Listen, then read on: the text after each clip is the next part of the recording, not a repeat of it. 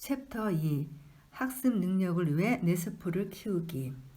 네이퍼빌이나 타이터스빌의 학생들은 체육 시간에 오래 달리기를 하면서 다른 수업 시간에 학습 능률이 더욱 높아졌다. 감각이 예민해지고 집중력이 높아지는 데다가 기분까지 좋아졌다. 더군다나 안절부절 못하거나 긴장하지 않고 학습 의욕과 기운이 솟구치니 공부가 잘 되지 않을 턱이 없다. 우리는 이제 뇌가 유연하다는 신경과학자들의 용어로 가소성이 있다는 사실을 알고 있다. 비유하자면 뇌는 딱딱한 도자기라기보다는 찰흙놀이용 점토에 가깝다. 엿기를 들면 근육이 형성되는 것과 마찬가지로 두뇌도 입력되는 정보에 따라 형태가 변하는 신체 기관이다. 그러므로 다른 근육과 마찬가지로 뇌도 사용할수록 더욱 강하고 유연해진다.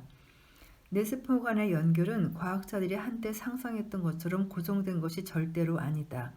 끊임없이 새로운 연결이 일어난다. 이 책의 목적은 바로 뇌에서 일어나는 그런 연결을 스스로 지배하는 방법을 가르쳐주는 것이다.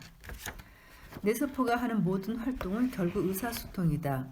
뇌는 1000억 개에 달하는 다양한 형태의 뉴런으로 이루어져 있다. 뉴런은 수백 종의 화학물질을 이용해서 서로 의사소통을 하면서 인간의 모든 사고와 행위를 주관한다. 각각의 뇌세포는 주변에 있는 수많은 뇌세포로부터 받은 신호의 양이 특정 분기점을 넘으면 자신의 신호를 내보낸다. 세포 가지들이 연결되는 부분을 시냅스라고 하는데 바로 여기서 의사소통이 이루어진다.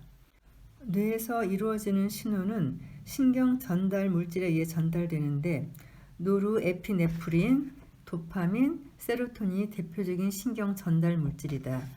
정신 건강을 위한 약품의 대부분이 이 세 가지 신경 전달 물질을 목표로 한다. 그러나 뇌의 체계는 너무나도 복잡하기 때문에 신경 전달 물질을 조정한다고 반드시 의도한 결과물을 가져오지는 않는다. 한 가지 신경 전달 물질을 인위적으로 조정하면 뇌의 다른 부분에서는 그것에 따른 파급 효과가 반드시 일어나기 마련이다. 운동은 신경 전달 물질의 수치를 늘려주기 때문에 달리기는 항우울제나 신경 안정제를 복용하는 것과 마찬가지다. 더 자세히 설명하자면 다양한 신경 전달 물질과 신경 화학 물질이 뇌에서 균형을 잘 이루는데 운동이 도움이 된다는 뜻이다.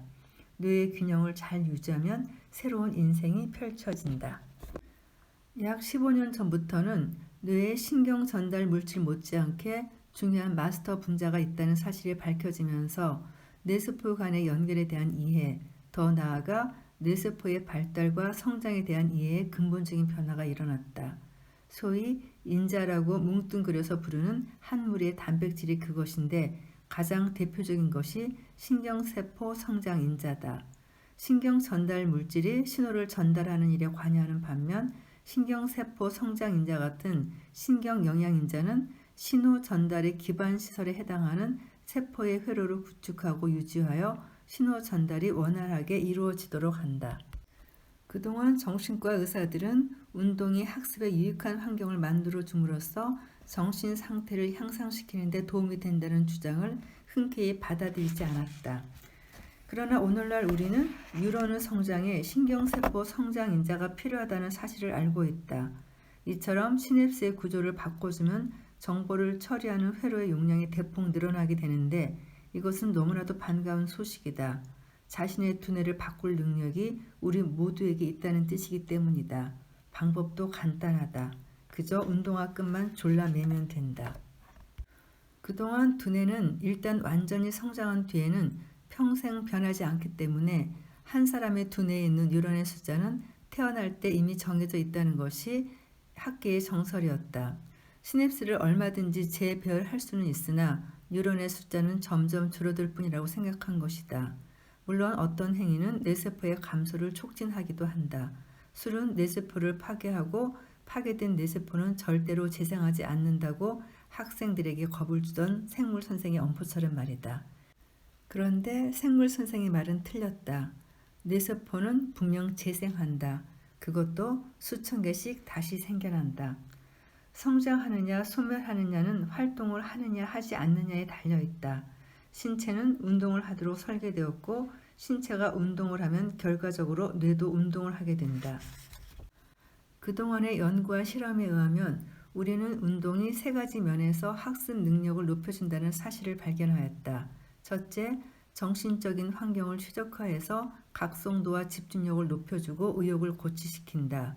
둘째, 신경세포가 서로 결합하기에 적합한 환경을 조성하여 결합을 촉진함으로써 세포 차원에서 새로운 정보를 받아들일 태세를 갖추게 한다. 셋째, 해마에서 줄기세포가 새로운 신경세포로 발달하는 과정을 촉진한다. 그러면 이제 운동을 어떤 방식으로 하면 제일 좋을지를 배울 차례다. 그동안 밝혀진 사실에 의하면 강도 높은 운동을 하는 동안에는 어려운 지식을 습득할 수 없다.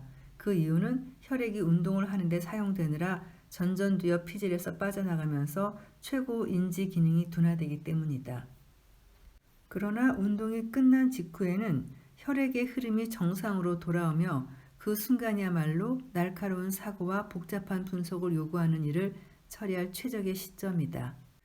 2007년에 트레드밀에서 35분 동안 보통 강도의 달리기를 한 번만 해도 인지력의 유연성이 높아진다는 주목할 만한 실험 결과가 나왔다.